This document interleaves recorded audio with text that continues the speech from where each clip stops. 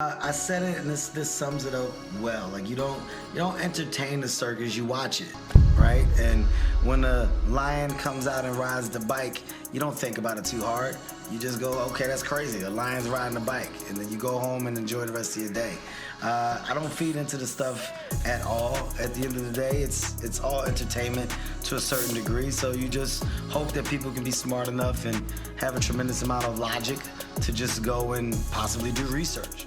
So, Katt Williams and Kevin Hart are back at it with their ongoing beef. The drama escalated recently when Williams appeared on Shannon Sharpe's podcast, Club Shay Shay, and went off on a rant. In the almost 3-hour episode, he didn't hold back, taking jabs at Steve Harvey, Michael Blackson, Rickey Smiley, and Cedric the Entertainer. And of course, Williams didn't forget about Hart, suggesting he's some industry plant who lied about the start of his career. These two have been going at each other for years, throwing shade online and in interviews. Check out the whole saga of their never-ending feud. So, Katt Williams, born Michael Williams on September 2nd, 1971, is an American comedian and actor. You might remember him as Money Mike in Friday After Next, or from his recurring gigs on Wild 'N Out and My Wife and Kids. He's been all over, lending his voice to characters like a pimp named Slickback in The Boondocks and Seamus in Cats and Dogs, The Revenge of Kitty Galore. Oh, and he even voiced himself in Grand Theft Auto 4 back in 2008. Born in Cincinnati, Ohio, Katt was raised by Jehovah's Witness parents in Dayton. Things got complicated because his dad wasn't too keen on a life outside the religion. So, at the ripe age of 13, Katt decided to break free, moved to Florida, and hustled as a street vendor. He even went through a rough patch of homelessness, crashing at a park. Now here's a wild fact. Katt was reading at 3, speaking multiple languages, including French and Creole. That's not your usual childhood, right? He started his comedy journey in Cincinnati's Avondale neighborhood, polishing his act in clubs all over the country. By 1999, he was already a big deal, hitting up venues like the Improv, the Comedy Club, the Ice House, and the Hollywood Park Casino. You might remember him from BET's Comic View as Katt in the Hat Williams. In 2006, he dropped his first comedy special, Let a Playa Play, and followed it up with The Pimp Chronicles PT1 on HBO. The guy was on fire, co-writing and starring in Katt Williams' American Hustle in 2007. That film put him on the mainstream comedy map. He kept the laughs coming with It's Pimpin' Pimpin' in 2008, earning the title of the Best Comedy Tour of the Year by Billboard. After a bit of a break, Katt made a stand-up comeback in 2012 with Kattpocalypse. But things got a bit rocky in 2012 after an incident in a Seattle bar landed him in jail. He declared the end of his stand-up career but pulled a fast one on us 3 days later, saying he wasn't retiring after all. He went on the Growth Spurt Tour in 2013 and dropped Katt Williams, Priceless, Afterlife on HBO in 2014, directed by none other than Spike Lee. Fast forward to 2018, he released Great America on Netflix, shot in Jacksonville, Florida. And in 2022, he's back on Netflix with World War III. The man just keeps us laughing. On the other hand, we got Kevin Hart, a comedy veteran that's been around for as long as we can remember. Kevin Darnell Hart, born in Philly on July 6, 1979, to Nancy Hart and Henry Robert Witherspoon. Sadly, his mom passed away in 2007, and his childhood wasn't a walk in the park. Raised by his mom in a single-parent household, his dad battled cocaine addiction and spent a good chunk of time behind bars. Tough times, right? But things started looking up when his dad kicked the addiction. Kevin's schooling journey included George Washington High School, a brief stint at the Community College of Philly, which didn't last long, and then he hit the road to New York City. Rumors said he lived in Brockton, Massachusetts, but Kev set the record straight. He never lived there. He did, however, rock a gig as a shoe salesman for a bit. Now let's talk career. Kev's comedy debut went down at the Laugh House in Philly, and he went by Lil Kev. But here's the kicker. It didn't exactly go smoothly. Booze and even a flying piece of chicken were involved. After a rocky start, he hopped into comedy competitions around Massachusetts, gradually winning over the crowd. It took time for Kev to find his groove, steering away from imitating folks like Chris Tucker and diving deep into his own life's ups and downs. The comedy tours kicked off in 2009 with I'm a Grown Little Man, followed by Seriously Funny in 2010, Laugh at My Pain in 2011, and Let Me Explain in 2013. Those last two even made it to movie theaters and raked in over $15 million for Laugh at My Pain. Kev's not just about stand-up. He's got a game on iTunes called Little Jumpman, and a social media empire connected to it. In 2015, Kev hit the road again with the What Now tour, turning it into a comedy film, Kevin Hart, What Now, released in 2016. Picture this, 53,000 people, Lincoln Financial Field in Philly, and the cameras rolling. That's how he does it.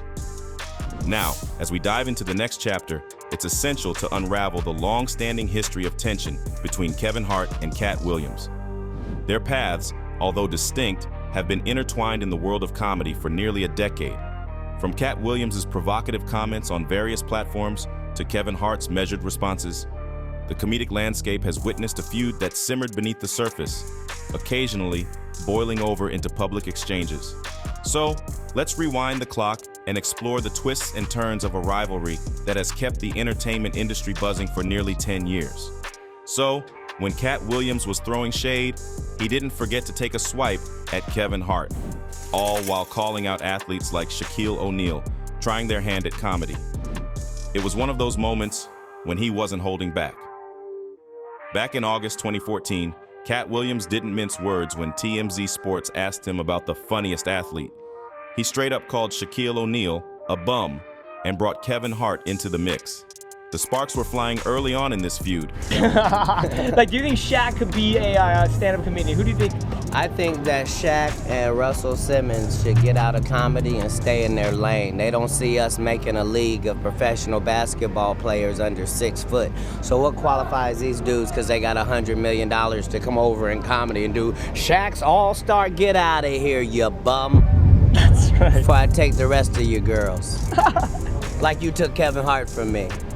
I want my bitch back. You underdig me? Then, in 2016, Katt referred to Kevin Hart as a puppet during a comedy tour stop in Atlanta. Back in February 2016, during his conspiracy theory tour stop at Atlanta's Phillips Arena, Katt Williams didn't shy away from bringing up Kevin Hart, as reported by Vibe. Williams made it clear that he's proven himself in comedy and took a jab at Hart, even suggesting that if Hart is a puppet, it's not his fault. He urged people not to hate on a black man hustling, even if he's not their cup of tea. Williams went on, comparing himself to other black comedians and emphasizing that just because he might be better in some folks' eyes, it doesn't mean he's dissing the others. To put it in his words, it's like getting mad at Kermit the Frog when you should really be directing that anger at Jim Henson, or saying forget Donald Duck when it's really Walt Disney you're upset with. I've already proven that if the best they got in comedy is Kevin Hart, don't you boo a black man working hard, baby. Even if that N is a puppet, it's not his fault. We don't get mad. Just because I'm better than some black dudes doesn't mean I'm better than no black dudes. I'm saying if you want to be mad at Kermit the Frog, don't be mad at Kermit the Frog. Be mad at Jim Henson. Don't say F Donald Duck when you really mean F Walt Disney. According to the reports, Kevin Hart responded in a more subtle manner on Instagram.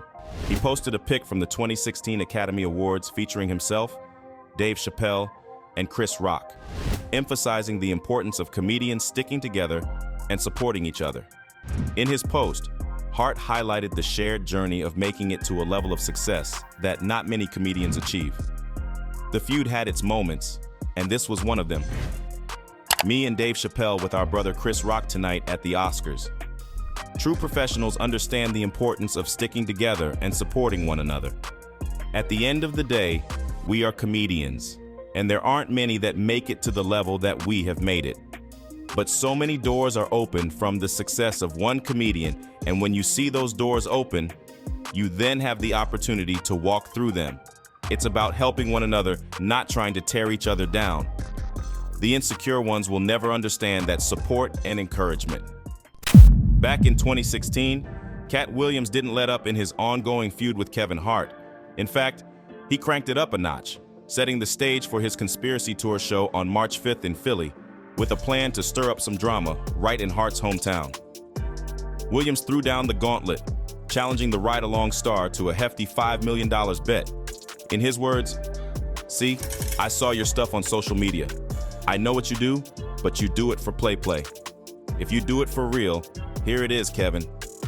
Williams went on to lay out the challenge, suggesting they could have a full-court basketball court, a boxing ring, or even 2 mics for a rap cipher.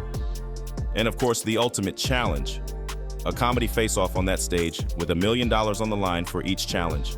He didn't forget to mention Hart's Forbes earnings and hinted that he'd bring his cash in person.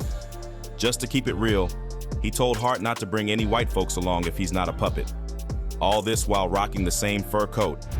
Before we wrap it up, let's rewind to Williams spilling the beans on his arrest in Georgia.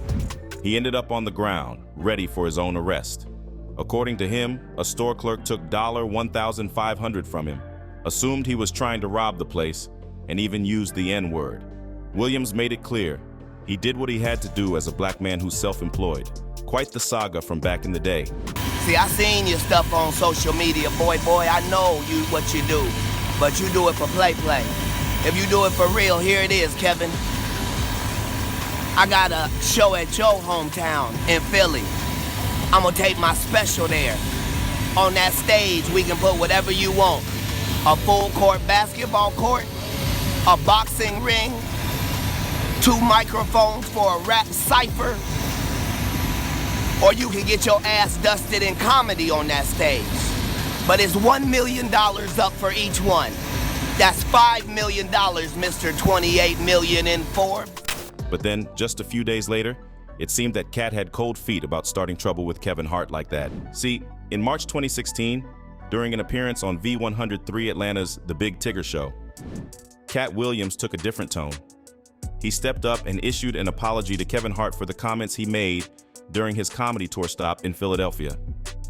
And I should have never mentioned Kevin Hart's name. That is the reigning king of comedy if you ask for popular consensus. So now, the fact that he's a black man like me and the fact that I attacked him with such vitriol at a time when our country is already divided in every way it could be divided, racially, politically, economically, socially, religiously. Like the fact that I, while being on stage pretending to be higher than that, would then stoop down to the same level and try to...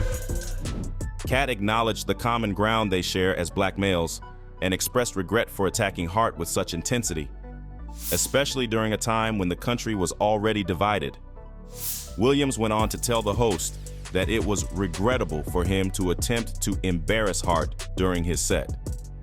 He made a humble apology, not just to Kevin Hart, but also to Heartbeat Productions, the Plastic Cup Boys, and anyone associated with Kevin Hart, acknowledging that it was a mistake on his part. It seems like a moment of reflection and an attempt to mend some fences during that radio appearance. Fast forward to September 2018, and the Hart-Williams drama took a turn. The spotlight shifted to Tiffany Haddish when Williams, during an interview on V103's Frank and Wanda in the Morning, criticized her comedic abilities and questioned her drawing power for a major tour. Hart didn't hold back in response. On The Breakfast Club, while promoting their film Night School, he defended Haddish and took a swipe at Williams. Expressing frustration, Hart called out Williams for blaming Hollywood and the white man instead of taking responsibility for his own actions when he had the chance to shine. According to Hart, studios stopped working with Williams due to drug use, and he emphasized that Williams had the opportunity to be the star, but didn't show up to work. Hart challenged Williams, asking if he ever used his platform to lift up those under him. According to Hart, since Williams hadn't done so, he had no right to criticize those who were making strides in the industry. The tension continued to brew between the two comedians. Frustration with Katt Williams comes from, you keep pointing at Hollywood. Hollywood this, the white man, this, and this. When do you take responsibility for your actions? You had the shot. Katt was in that position at one point. You were the guy. Yeah. You were set up to be the star. You didn't show up to work. You fucked off promo shoots. You fucked off your promo fucking trips that they had set up for you. You became a risk to the studios, which is why the studios stopped fucking with you. Why was he a risk? He chose drugs. Oh. In September 2021, the Hart-Williams saga continued, as Katt Williams spoke out on the possibility of a comedy style versus battle between him and Kevin Hart. According to Revolt, During an interview with Baltimore radio personality Persia Nicole, Williams claimed that it would be cheating for him. Williams confidently asserted that he could beat Hart in a comedy battle, citing his extensive repertoire of over 10 specials. He cheekily mentioned that he could cherry-pick just 2 jokes from each special, effectively deadening the competition, except for those with the last name Pryor. Williams downplayed the idea of adding up Hart's impressive 52 movies, 11 specials, 49 television appearances, and an Emmy to the mix. He concluded by suggesting that the matchup might not unfold the way people anticipated, hinting that it's a battle they might not be able to afford. The verbal sparring continued, and the comedic rivalry between Hart and Williams stayed as lively as ever. So, Katt, let me ask you, if you would be bothered enough to know you're normally very unbothered to do a versus battle between you and Kevin Hart. A lot of fans want you to do it for the culture, do a comedy battle. Would you be bothered enough to do this? I started versus. Ooh, come on. Not come to me with versus. The first versus ever promoted was Steve Harvey versus Katt Williams. It was the underground king of comedy versus and sold as versus. So we don't need to ask me if I would have any interest in things that I am the originator of. Comedically beefing. In January 2024, Katt Williams unleashed a barrage of criticism against Kevin Hart on the latest installment of Shannon Sharpe's podcast, Club Shay Shay. During the podcast episode on January 3rd, Williams took aim at various comedians, with Hart squarely in his sights. Williams went so far as to suggest that Hart was an industry plant. In 15 years in Hollywood, no one in Hollywood has a memory of going to a sold-out Kevin Hart show, there being a line for him ever getting a standing ovation at any comedy club. He already had his deals when he got here. Have we heard of a comedian that came to LA and in his first year in LA, he had his own sitcom on network television and had his own movie called Soul Plane that he was leading? No, we've never heard of that before that person or since that person. What do you think a plant is? The verbal jabs continued as the comedian's ongoing feud played out on the airwaves. In response to Katt Williams' remarks on Shannon Sharpe's podcast, Kevin Hart offered a succinct reply on the platform formerly known as Twitter, now X. Gotta get that anger up out of you, champ. It's honestly sad.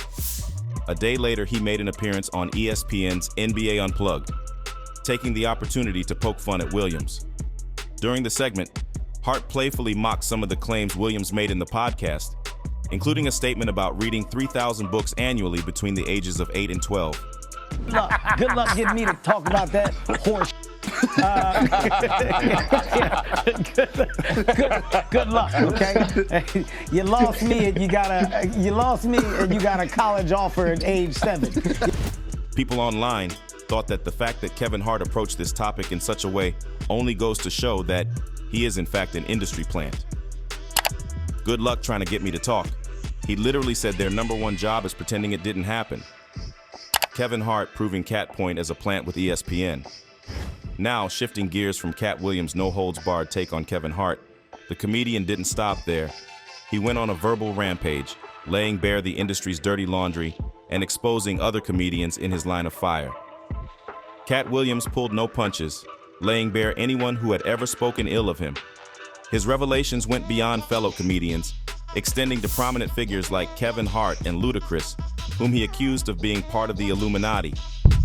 During the interview, even Chris Tucker found himself in Katt Williams' crosshairs, as Williams asserted that Tucker was no longer the familiar Chris Tucker we all knew, but rather the Epstein version of himself. But Katt Williams didn't stop there. At the interview's outset, he aimed his verbal artillery at Rickey Smiley. Williams didn't mince words, exposing Smiley as a liar and dismissing his acting abilities. The feud stemmed from Smiley's claim that he was initially cast for the role in Friday After Next, portraying Money Mike. Williams vehemently refuted Smiley's assertion, branding it an outright lie. In response, Smiley addressed Williams on his own show, reiterating his stance on the role and clarifying that the pimp aspect of the character was added once Williams took the role. Despite the rebuttal, Smiley expressed no animosity toward Katt Williams. Then, Katt Williams turned his attention to Cedric the Entertainer, accusing him of being a liar as well. According to Williams, Cedric had stolen a joke from him that he performed in 1998 on BET's Comic View. Williams alleged that Cedric replicated the stolen joke in the 2000 film The Original Kings of Comedy, changing only one word. Despite Cedric denying the accusation, Williams insisted that both Cedric and Steve Harvey had privately apologized for the alleged joke theft. Williams claimed to have given them a pass for over a decade, but he decided to speak out when Cedric denied the theft in 2022. Lastly, Katt Williams voiced strong beliefs about Hart supposedly selling his soul to those controlling the entertainment industry. The comedian alluded to the long-standing rumor that black male entertainers in Hollywood are coerced into wearing a dress in a film before progressing to higher levels of fame. This notion, once considered a conspiracy theory, gained traction as various comedians and actors shared similar experiences. Dave Chappelle has notably spoken out against wearing a dress in movies, emphasizing its potential risks.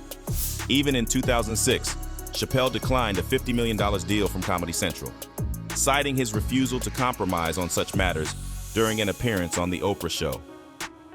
The interview highlighted Williams' candid and controversial views on his peers and the entertainment industry's inner workings. Connect dots that maybe shouldn't be connected, I don't know. But certain dots, like when I see that they put every black man in the movies in a dress at some point in their career, I'll be connecting them down like, wow, these brothers gotta wear a dress. That's happened to me. And there you have it, folks. Katt Williams, the unfiltered maestro of comedy, laying it all out in the open. From Kevin Hart to Ludacris, from allegations of Illuminati ties to humorously reimagining Chris Tucker's evolution, Katt spares no one. The comedy battlefield expands to include Rickey Smiley and Cedric the Entertainer, where accusations and counterclaims fly like stand-up punchlines. And let's not forget Katt's take on the entertainment industry's alleged soul-selling rituals, with Kevin Hart caught in the crossfire. It's been a wild ride, filled with laughter, shade, and a backstage peek into the world of stand-up. But as the curtain falls on this chapter of comedy drama, one thing's for sure. Katt Williams is not one to mince words or shy away from the truth, no matter how uncomfortable it might be. Keep those laughs coming, and stay tuned for the next act in the unpredictable comedy saga. Until then, folks, keep it real and stay unapologetically RIZZLE.